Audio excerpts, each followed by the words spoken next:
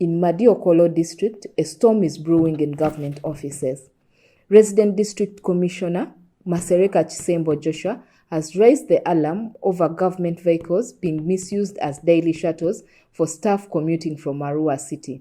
Every morning, these vehicles idle in Nsambya Cell, waiting for staff who should already be at work in Madi-Okollo, and by the time they finally hit the road, it's almost 9 a.m. By afternoon, many of the officers are racing back to Arua well before official closing time. Masereka has termed it a clear waste of government resources, citing that millions of shillings of taxpayers' money that are being spent on fuel and maintenance for vehicles are not serving their intended purpose. After a year of observation, the RDC has issued a strict directive.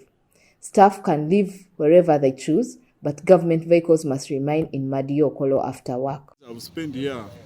I'm seeing Madi-Okollo is habitable now. We have worked on the road. Minister of Works has worked on the road. By the time I came, you'd hardly get some other foodstuffs like tomatoes. Now everything is coming up. Why don't people sleep in Madi-Okollo? So from next week, no Madi-Okollo vehicle will leave for Arua. It must be within the district in order for us to preserve fuel to do the services of the people. This late coming must stop. And also people who are given jobs and thinking they will be sleeping outside, they go and look for those jobs outside where they're sleeping. We must see ourselves implementing this, and we must see it happening. Maybe in case maybe a staff violates these guidelines. I don't stop staff from moving with their vehicles, but what we want, get your vehicle, go to the field. When you come from the field, park it at police, get your vehicle, go and sleep where you want. But at the same time, by 8, we need you in the office. I've observed it. People sometimes come to office and they don't get staff there. Okay. Staff mainly come late, like at 11, you see staff coming. At 2, someone wants to leave. Really, what type of service have we provided to the people? It is also another type of, we are saying corruption, the level of corruption. People are thinking about stealing money. But even this time we are cheating when we are not working and we are drawing a salary. It is a high type of corruption and it kills service delivery. Residents say this problem has gone on for too long. They cite late reporting, absenteeism, empty offices, alleging that when citizens come seeking services, they often walk away frustrated. From Ulepi sub-county, a resident, Abutia Nelson Abidu, says irregular operations, especially in departments like community services, have crippled service delivery in lower local governments.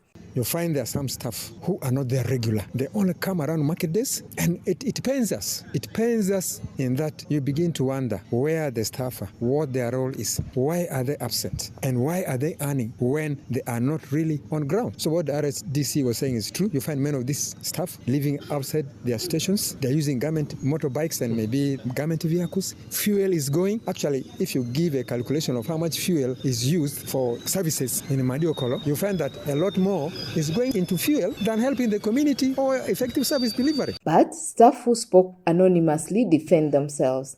They blame poor housing, lack of amenities, and difficult living conditions in Madi-Okollo, reasons many continue to commute from neighboring Arua District. It is important to note that Madi-Okollo officially became a district in 2019 after being carved out of Arua. But 6 years later, the majority of its workforce still operate from Mother District. Masereka Kisembo Joshua's directive is more than a disciplinary measure.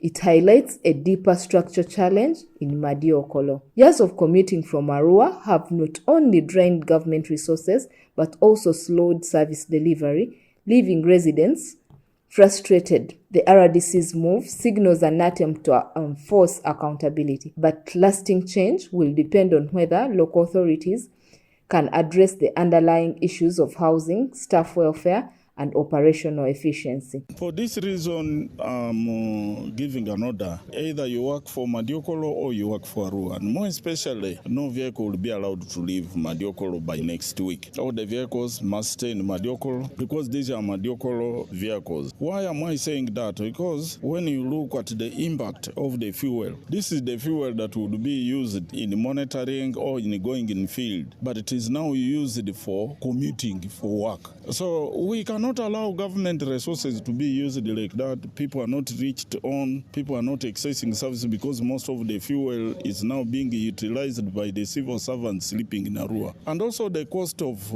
the vehicle wearing. That means really we are buying tires almost every month, and these tires would be working effectively in the field. For the citizens, the promise of better services now hinges on the district's turning policy into practice.